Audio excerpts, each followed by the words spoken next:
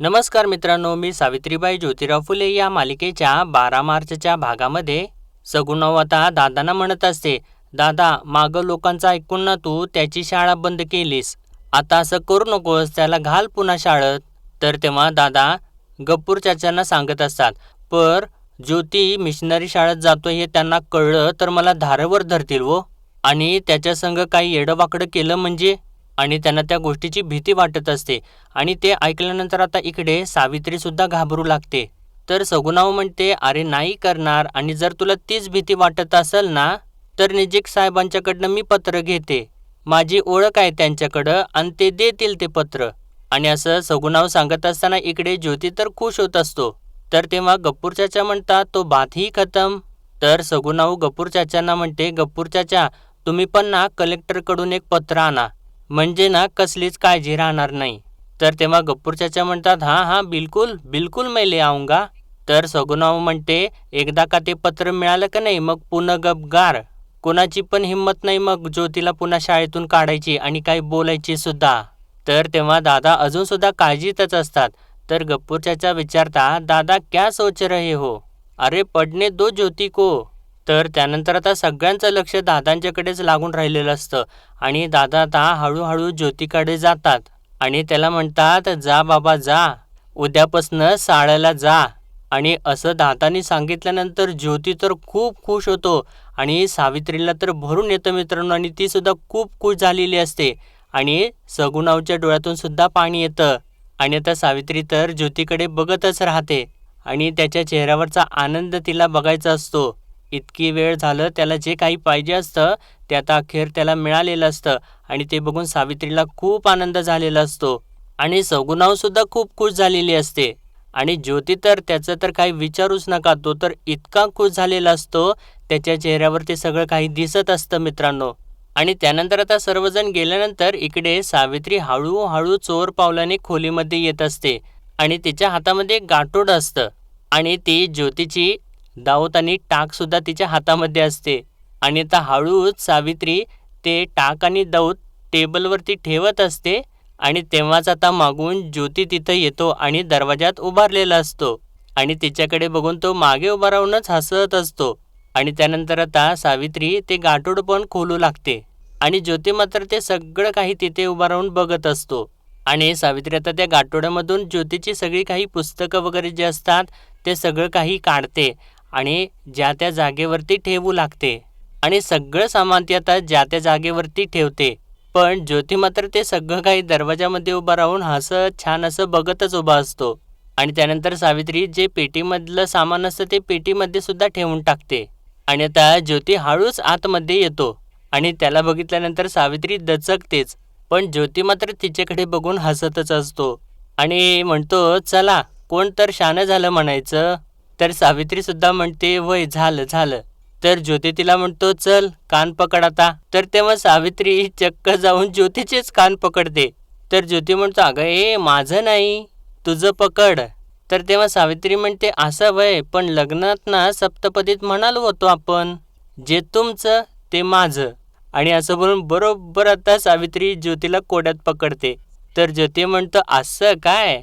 आणि तेव्हा सावित्री आता हसत हसत तिथून पळूच लागते. तर तेव्हा ज्योतीसुद्धा तिच्या मागे मागे धावू लागतो आणि तिला पकडत असतो. तर सावित्री पळत पळत जाऊन बाजूला जात असते आणि तिचा तोल जातो आणि ती खालीच पडते. तर ती खाली पडल्यानंतर ज्योती तर मोठमोठ्याने हसू लागतो. तर तेव्हा सावित्रीसुद्धा त्याला म्हणते, काय हो तुम्ही, आणि आवाज म्हणून ती आता स्वतःच हसू लागते. आणि हे दोघेसुद्धा खूप छान खुश झालेले असतात. आणि त्यानंतर आता ज्योती रात्रीच्या वेळेला आपली पाटी घेतो आणि महाराजांच्या फोटोच्या समोर ठेवतो आणि महाराजांना नमस्कार करतो. आणि त्यानंतर परत ती पाटी उचलून आपल्या हातामध्ये घेतो आणि स्वतःशी म्हणतो, ही पाट पुन्हा हाती येईल असं वाटलंच नव्हतं. ही दौत ही टाक यांचा माझ्याशी लपंडाव चालू होता, पर झालं मनासारखंच. दादा आऊ, माझी शाळा आजपासून सुरू, तुमचे हे उपकार मी कधीच विसरू शकणार नाही. असं तो सर्व काही बोलतो आणि त्या पाटीला डोक्याला लावून नमस्कार करतो. आणि इकडे आता सावित्री सुद्धा खूप खुश असते आणि ती वाटीमध्ये काहीतरी तयार करून घेऊन येत असते आणि येत असताना तिचा थोडासा तोल जातो. तर ज्योतीची आई म्हणते, अगं सोनबाई जरा हळू, अशी धडपडतेस काय. आणि कसली एवढी घाई गडबड? तर सावित्री म्हणते, अहो गडबड म्हणजे आता हे शाळेत जातील ना. तर सगुणाव तिला म्हणते, अगं तो शाळेत जाणार आहे, मग तू काय एवढी गडबड करते? तर सावित्री म्हणते, अहो तसं नाही आऊ. तर ज्योतीची आई विचारते, मग कसं? तर सावित्री म्हणते, अहो त्यासनी ओवाळायचं आहे, आज चांगला दिस आहे ना. तर सगुणाव हसते आणि म्हणते, हां बरोबर आहे. तर इतक्यातच ज्योती बाहेरून आवाज येतो, चल आऊ निघतो म्या. तर तेव्हा सगुणाव म्हणते, अगो बाई तो निघाला, असं म्हणून ती परत ज्योतीला हाक मारते. म्हणते, ज्योती थांब र. असं म्हणून आता या तिघी सुद्धा बाहेरच्या दिशेने जात असतात. आणि तेव्हा सावित्रीने तर छान असं आरतीचं औक्षण करायचं ताट वगैरे तयार करून घेतलेलं असतं. आणि ते ताट घेऊनच आता ती बाहेरच्या दिशेने येऊ लागते. तर आता ज्योती चाललेला असतो, तर तेव्हा सगुणाव त्याला थांबवते. म्हणते, अरे ज्योती थांब थांब, अरे काय घाई आहे एवढी, थांब की जरा. तर तेव्हा ज्योती म्हणतो, जाऊ दे की आऊ, पहिल्या दिवशी उशीर न ग. तर तेव्हा सगुणाव म्हणते, अरे होय, पण लोकांनी तुझ्यासाठी तयारी केली आहे, थांब की. आणि ती सावित्रीला हाक मारते, सावित्री. तर तेव्हा त्या सावित्री सुद्धा बाहेर येते आणि तिच्या हातामध्ये औक्षणाचं ताट वगैरे असतं. आणि ते बघितल्यानंतर ज्योती तिला म्हणतो, हे काय, म्या काय युद्धावर निघालोय का? तर सगुणाव म्हणते, हाय का आता, अरे कुणबी आणि माळ्याच्या पोरांनी शाळेत जाणं आणि शिकणं हे युद्धासारखंच आहे बाबा. तर तेव्हा ज्योतीची आई म्हणते, अरे नीट उभा राहा की, जरा नीट ओवाळू दे, गव्हाचं ताट सजवायचं चाललं होतं. तर तेव्हा सावित्री आता त्याला कुंकू लावत असते. तर तेव्हा ज्योती तिला थांबवतो आणि म्हणतो, अगं म्या मिशनरी शाळेत चाललो या, तिथं हळद कुंकू चालत नाही. तर तेव्हा सावित्री विचारते, का नाही चालत, ते काय नाही म्हणतात? तर तेव्हा ज्योती म्हणतो, होय, त्यांची शाळा, त्यांचं नियम असतात. तर सावित्री म्हणते, त्यांचे नियम त्यांच्या देशात, आपले नियम आपल्या देशात. आणि म्हणते, वय का नाही सासूबाई? तर तेव्हा ज्योतीची आई सुद्धा म्हणते, वय वय, सुनबाईचं बराबर आहे. तर सावित्री म्हणते, कळलं आता, त्यांचं शिकताय म्हणून का आपल्या रीतीभाती विसरायच्या? चला करा तुमचं कपाळ पुढं. तर तेव्हा आता ज्योतीसुद्धा ऐकतो आणि आपलं कपाळ पुढे करतो. तर सावित्री त्याला कुंकू लावते, नाम वगैरे ओढते आणि त्यानंतर त्याला छान असं औक्षण वगैरे करू लागते. आणि औक्षण करत असताना ती खूपच खुश असते. आणि त्यानंतर त्याच्या हातावरती दही साखरसुद्धा ठेवते. आणि त्या दही साखर खाऊन झाल्यानंतर ज्योती आता पुढे इकडे येतो आणि सगुणावचा आशीर्वाद घेतो. तर तेव्हा सगुणाव त्याला आशीर्वाद देते आणि म्हणते, अरे ज्योती, किती तक्त केली या दिवसासाठी, आता खूप मोठा हो आणि शिक. त्यानंतर आता ज्योती आईच्या सुद्धा पाया पडतो. तर तेव्हा ज्योतीची आई सुद्धा त्याला आशीर्वाद देते आणि म्हणते, असू देत, खूप मोठा हो. आणि त्यानंतर आता ज्योती छान असं डौलात जात असतो आणि जाताना सावित्रीला सुद्धा जातो असं सांगतो. आणि त्यानंतर एकदम छान असं आनंदात डौलात तिथून शाळेसाठी तो जाऊ लागतो मित्रांनो. आणि ते सगळं काही बघत असताना या सगळ्या जणी खूप खुश असतात. तर इकडं आता हे रानू जे असतात ते झोपलेले असतात. तर तेव्हा रखमा ओरडतच येते, अवो अवो, अव काय करायलाय, उठा की. आणि हलवत असते. तर तेव्हा रानूजी उठतच नाहीत आणि रखमा म्हणते, काय कुंभकर्णाची झोप आहे यांची, अव उठा की, अव इकडं घराला आग लागली, आग. आणि असं तिने म्हटल्यानंतर आता रानूजी धक्क्यानेच उठून बसतात. म्हणतात, आग लागली, कुठं आग लागली, असं म्हणून धावत सुटतात आणि हंडाच हातामध्ये घेतात आणि कुठं लागली आग रखमे, चल आपण विझवू. तर रखमा म्हणते, अव आग दिसायला डोळे उघडलं पाहिजे का नाही तुम्ही? तर तेव्हा रानूजी इकडं तिकडं बघतात आणि म्हणतात, अगं आग कुठंच दिसेना की ग रखमे. तर तेव्हा रखमा आपल्याकडेच हात करते आणि म्हणते, अव हे कोण आहे, अजून कोण पाहिजे तुम्हासनी? तर रानूजी म्हणतात, अगं रखमे काय झालंय, धड सांग की. तर रखमा म्हणते, अव शेवटी ज्योत्यानं आपल्या मनाचं खरं केलंच, शाळेत गेला तो, आपल्या समध्यांच्या नाकावर टिचून तो शाळेत गेलाय. शास्त्री पंडित यांनी दबाव आणला आणि तुमच्या भावानं काय केलं, नुसतं ज्योत्याला शाळेतनं काढल्यासारखं केलं आणि परत घातलं. आणि म्या तर ऐकलं का कलेक्टरची चिठ्ठी बी आणल्या. तर तेव्हा रानूजींना पण धक्काच बसतो आणि ते म्हणतात, अगं रखमे काय सांगतेस काय? तर रखमा म्हणते, वय तुमचा तो दादा लई आतल्या गाठीचा माणूस आहे, एक गोष्ट बाहेर कळू देत नाही. तर रानूजी म्हणतात, काय तर मोठा डाव टाकावं लागणार. तर रखमा म्हणते, हो नुसतं डाव टाकणार, नुसतं डाव टाकणार. अहो पर कवा डाव टाकणार तुम्ही? तो ज्योत्या बघा डाव टाकून पैलवानची पटकावून चांदीच्या गदा आणायलाय आणि तुम्ही अहो झटका की जरा तरी अंग. तर तेव्हा रानूजी म्हणतात, वय वय झटकतो. तर रखमा म्हणते, झटकतो म्हण, अहो तो कारकून बघितला काय, केवढी फजिती केली ज्योत्यानं त्याची. पाडला का नाही त्याला उघडा. तसं तुमचं व्हायला नका, नाहीतर आपली धनकवडीची जागा गेलीच म्हणून समजा. जर तो ज्योत्या शाळेत गेला का नाही तर शहाणा बनून येईल तो. तर राणूजी म्हणतात, आता बघच तू म्या काय करतोय ते. तर रखमा विचारते, पर काय करणार आहे. तर राणूजी म्हणतात, नेवशे पाटलासने त्यांचा जावई बाटला तर चालेल का. तर आता रखमाच्या लक्षात येत आणि ती म्हणते, होय, आणि हे बघा, जर येळ पडलीच तर तुम्ही तुमचं नाक कापून घ्या आणि त्यासनी अपशकून कराच. तर राणूजी म्हणतात, होय, आता बघच तू यो राणूजी काय करतोय ते. असं म्हणून आता हे दोघे सुद्धा हसू लागतात. तर इकडे आता त्यानंतर सावित्री सारवत असते आणि तिचं लक्ष बाहेरच्या दिशेनेच असतं.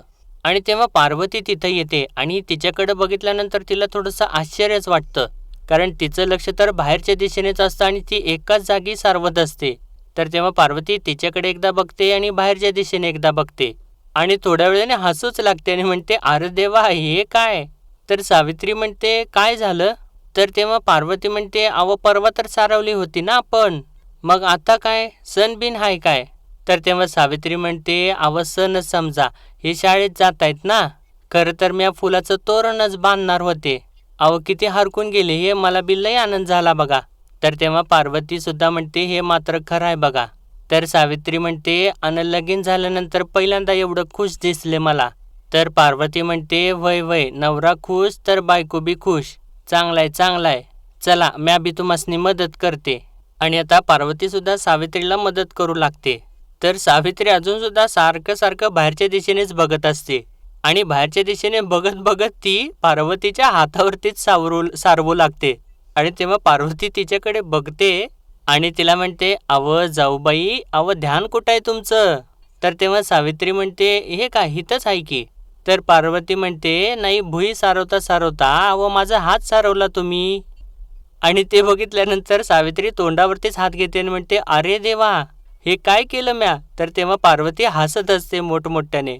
तर सावित्री म्हणते, थांबा थांबा, हात धुते तुमचा.